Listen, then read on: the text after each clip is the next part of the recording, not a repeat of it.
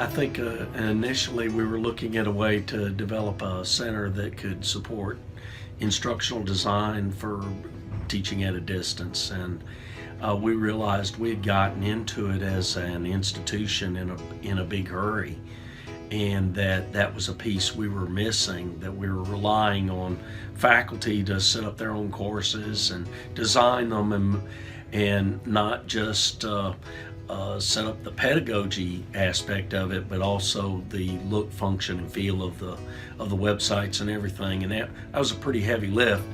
Some folks are early adopters of that kind of technology, some are not. So I think the idea was to expand that capability in a center that reported directly to the office of the provost, and that's what we did. And I think it's history shows that's the absolute right decision.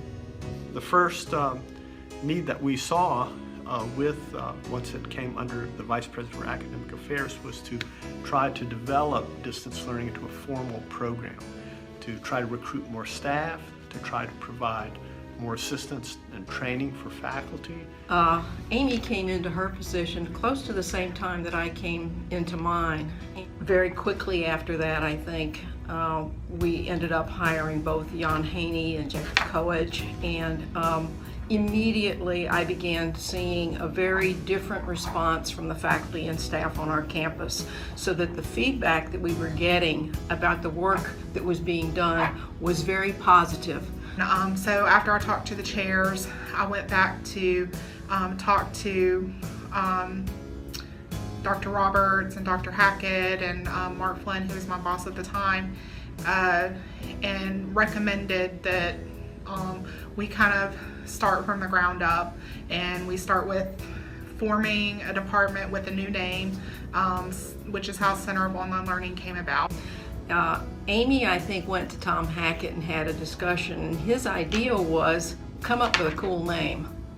And she literally came up with a cool name with the Center of Online Learning, those initials spelling that out. I really didn't expect everybody to kind of take to cool.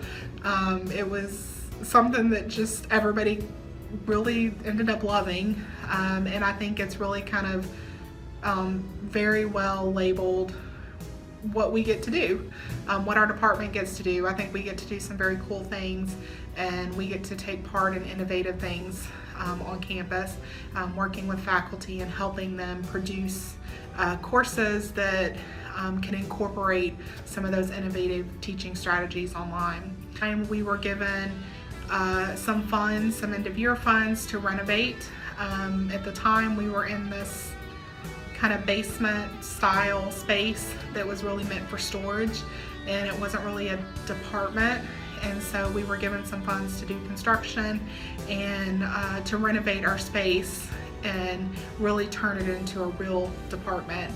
And so we cleared out about 30 years worth of storage and equipment and stuff that I'd never seen before, even knew what it was, and packed everything up, and the three of us moved into our training lab so that they could renovate our space, which is what we have now. And anybody you talk to that has been here for a while, they can tell you what the transformation was, because it was just huge. I mean, from where we came from, it was just a huge transformation.